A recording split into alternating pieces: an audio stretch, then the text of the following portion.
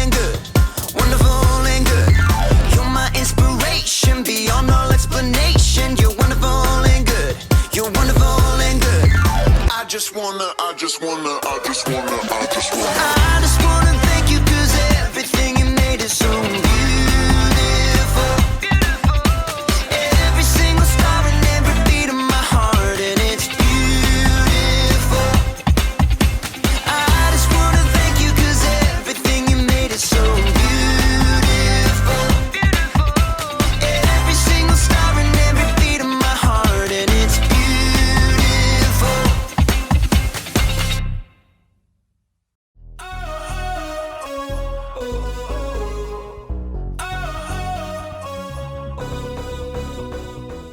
Hey people, I'm Graham, and we're talking about individuality. Individuality is discovering who you're meant to be so you can make a difference. I know, I haven't had lunch yet and I'm already eating candy. I can make decisions like this. You can too, when you're older. Don't you just hate it when someone tells you to wait until you're older? I mean, it's not like you're a baby. You're not age 0. Of course not. And you know what? You use your head. You're no dud. Why should you have to wait until later for what you want now? There's got to be a better way. Well, in today's story, we'll learn about a young man named Timothy and his mentor, Paul. Why shouldn't Timothy be able to make a difference even though he's young? Well, it turns out there's just no reason. I don't think that's spelled the same. See you when you get back. The Bible. It's 66 books of history, stories, letters, and poetry that fit together to form God's one big story. The epic adventure of how He created us and loves us so much that He made a way to rescue us. As we travel through the Bible, from Genesis to Revelation, we discover people who met God and found their lives changed forever. Now, for an amazing story, inspired by the book of 1 Timothy, chapter 4, verse 12. Timothy of Lystra must have felt like he lived in two worlds. His mother, Eunice, and his grandmother, Lois, both were Jewish and believed in the one true God. Hear, O Israel, the Lord our God, the Lord is one. Hear, O Israel, the Lord our God, the Lord is one. But Timothy's father was Greek and likely not a believer. Just work hard and be a good man, son. That's what really matters. Okay, Dad.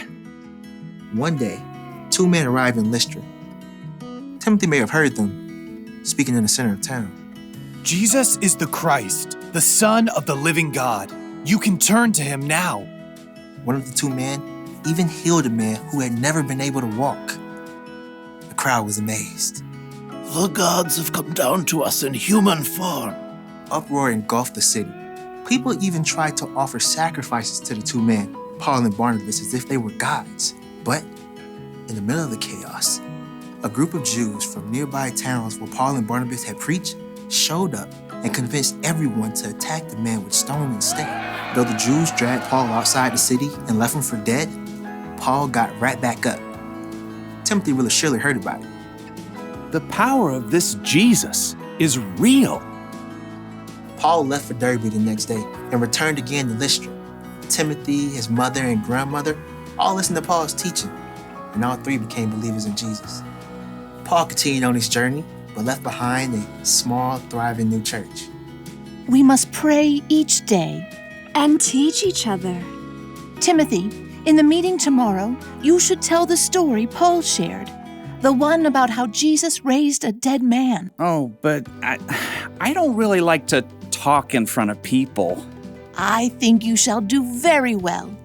By the time Paul had returned several years later, Timothy had become a faithful disciple of Jesus. Everyone at the church spoke well of him. Timothy knows all the Hebrew scriptures. He is kind to everyone, not just those who are Jewish. And his father is a Greek man?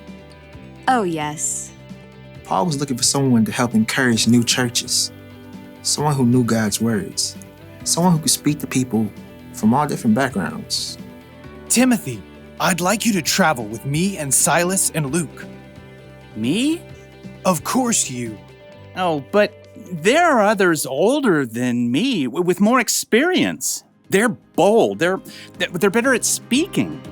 You're the one God has chosen for this job. Wow. Well, okay. The elders of the church laid their hands on Timothy and prayed for him. God's Spirit provided Timothy with everything he would need for the work ahead. Amen. We leave tomorrow. Over the next years, Timothy traveled with Paul all around the land to help encourage believers and start new churches. While they spent time in Ephesus, Paul gave Timothy a special mission. I want you to go to the church in Corinth. On my own? You're like a son to me. I trust you completely.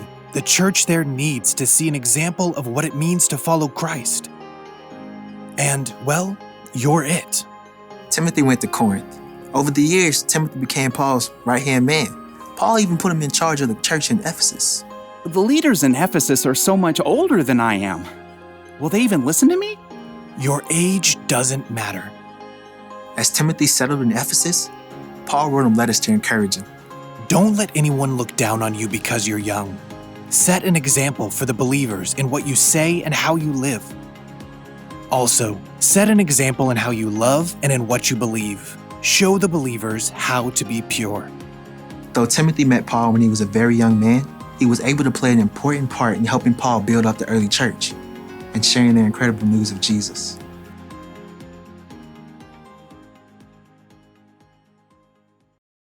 When Timothy was still a young man, the Apostle Paul wrote him a letter. In the letter, Paul wrote, "Don't let anyone look down on you because you are young. Set an example for the believers in what you say and in how you live." You know what that means? You don't have to wait until you're older to make a difference. You could be an example for other people right now by how you live your life.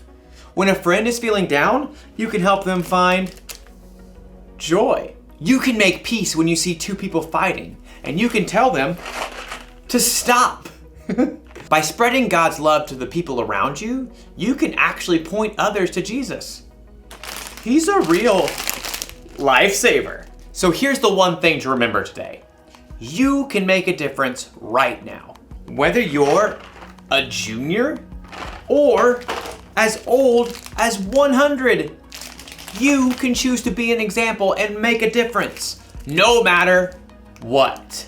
Now, to eat all this candy. Not really. I'm no dud either. I'll see you next time.